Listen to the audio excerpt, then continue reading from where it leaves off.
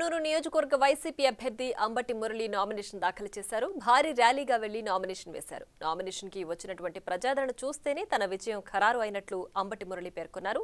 తాను నామినేషన్ కార్యక్రమంలో డైరెక్ట్ గా పాల్గొన్నప్పటికీ ప్రజాదరణ చూస్తే అసలు నామినేషన్ అవసరమే లేదనే విధంగా అనిపిస్తుందని అన్నారు. వచ్చే నెల 3వ తారీఖున సీఎం జగన్మోహన్ రెడ్డి పొన్నూరులో ఎన్నికల ప్రచారానికి వస్తున్నట్లు ఆయన తెలిపారు. సంవత్సరాలు ఒక చేతగాని దద్దమ్మలాగా ఏ ఒక్క కార్యక్రమాలు చేయకుండా ఈ రోజు మన 5 సంవత్సరాలు మన వైఎస్ఆర్ కాంగ్రెస్ పార్టీ అధికారం 7 గంటలకు నంబూరులో ప్రారంభమైన ఈ ప్రజా ప్రదర్శన ఇప్పుడు 4:30 సమయం అయింది. అంటే నామినేషన్ సమయం కూడా ముగిసిపోయి నేను ఈరోజు నామినేషన్ వేయలేకపోవడం పట్ల నేను ఎంతో సంతోషిస్తున్నాను. ఎందుకంటే ఉదయం 7 గంటల నుంచి ఇప్పటి వరకు గ్రామాన ప్రజలు చూపిస్తున్నటువంటి ప్రేమాభిమానాలు నాకు ఎంతో కడుపు నిండిపోయింది.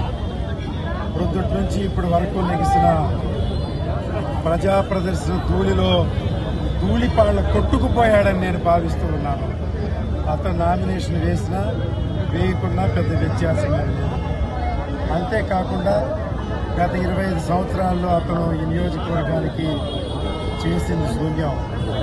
క్రితం 5 సంవత్సరాల్లోనే మన రోసయ్య గారు అనేక అభివృద్ధి కార్యక్రమాలు చేయడం జరిగింది కనుక రాబోయే రోజుల్లో కూడా మరి ఇక్కడ కిలారి వెంకట రోసయ్య గారు పార్లమెంటుకి అసెంబ్లీకి నేను గెలవడం అనేది నామ మాత్రమే అని మేము భావిస్తూ ఉన్నాం కనుక కార్యకర్తలు ఏకోన్ముఖంగా కష్టపడి 13వ తారీఖున జరిగే ఎన్నికల్లో బ్యాలెట్లు నింపడం ద్వారా మా విజయాన్ని చేకూర్చి రాబోయే 5 సంవత్సరాల్లో మేమిద్దరం సంయుక్తంగా ఈ పొన్నూరు నియోజకవర్గంలో అభివృద్ధి కార్యక్రమాలు చేయడానికి కార్యోన్ముఖమై ఉన్నామని సంక్షేమ రథసారథి జగన్మోహన్ రెడ్డి ప్రభుత్వాన్ని పునఃప్రతిష్ఠ చేయడానికి ఈ ఉదయం నుంచి సాయంత్రం వరకు గ్రామాన ప్రజానీకం ముఖ్యంగా మహిళలు చూపినటువంటి ఆదరణ ఎంతో మరువలేదని మీ అందరికీ తెలియజేస్తూ పొన్నూరు నియోజకవర్గానికి